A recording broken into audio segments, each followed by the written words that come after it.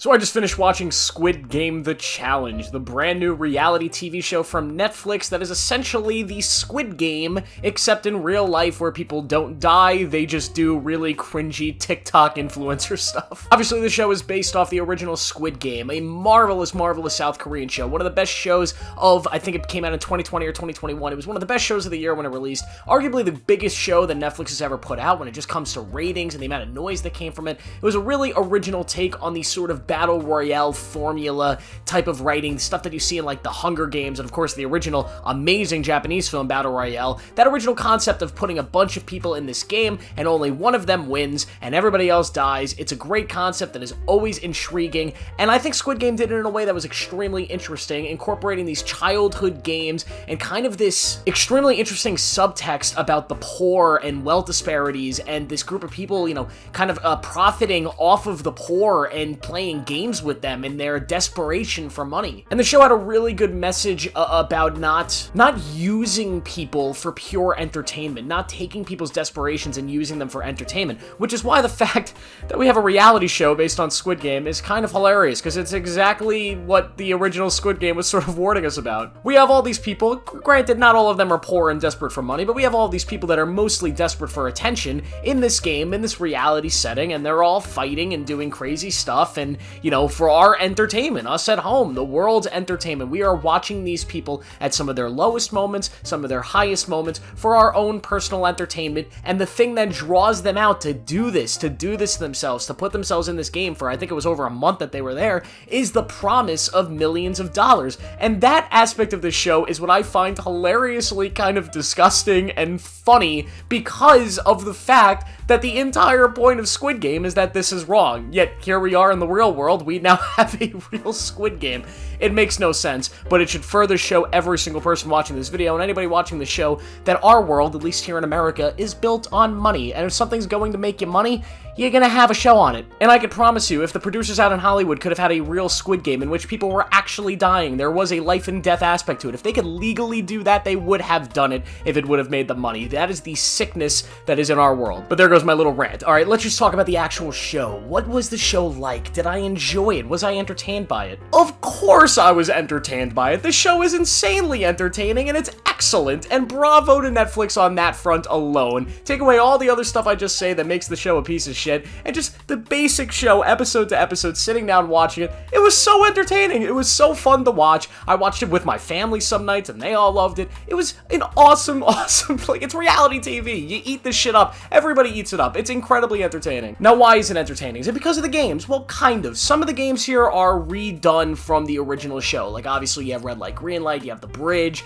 you have the weird sugar cane game. Like, all that stuff is redone, and it's done nicely, and it still is exciting. There's certain games that they were able to put a new twist on that made it exciting, and they attach you to certain players within the game that try to get you interested in rooting for them, and seeing them succeed or seeing them lose was always either satisfying or really upsetting, and that to an extent was really awesome. And a lot of the games themselves were just really tense, and I really liked it. A lot of the new games, though, were some of the best. A lot of the games that were done in the actual bedding area where they were all sleeping and everything. Those games were very, very tense and very entertaining, and there was a lot of backstabbing and like Game of Thrones-esque stuff that I really enjoyed, and I think all of that was designed really well by whoever the producers of the show were when they were designing all this stuff. I thought it was really entertaining. They found a way to elevate what we had already known about this world and about what Squid Games actually are. But of course, the games are not the main thing that makes it entertaining. What makes the show so entertaining are the ridiculous people that performed in the show. There are some people in this show that are just, I don't even know how to describe them, man.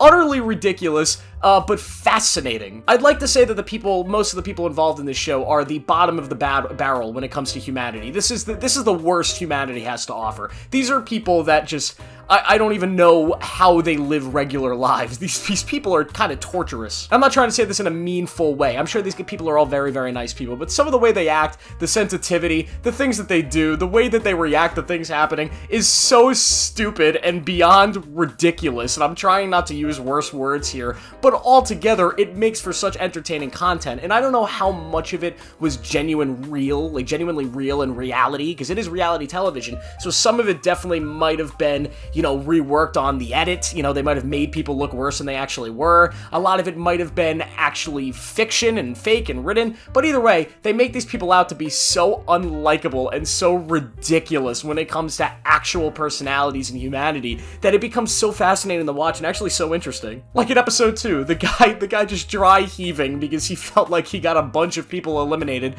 when he picked the star. I mean, like, look at this guy.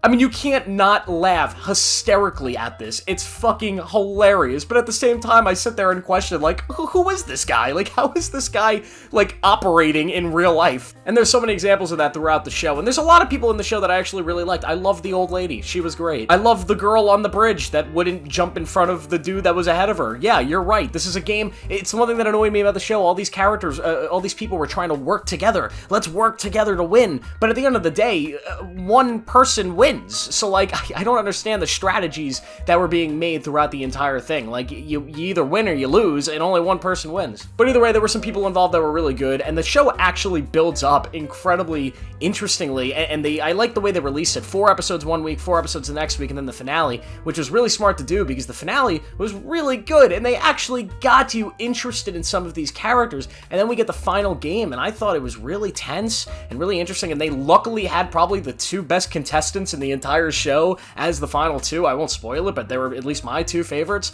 and it was so much fun, and overall, the show was just a really good time. I just think overall, like, why does this show exist? Like, come on, man, like, we can't just live in a society that's completely based on money. The point of Squid Game was to tell the world that doing things like Squid Game is wrong. So Netflix's first idea was, hey, everybody liked that Squid Game show.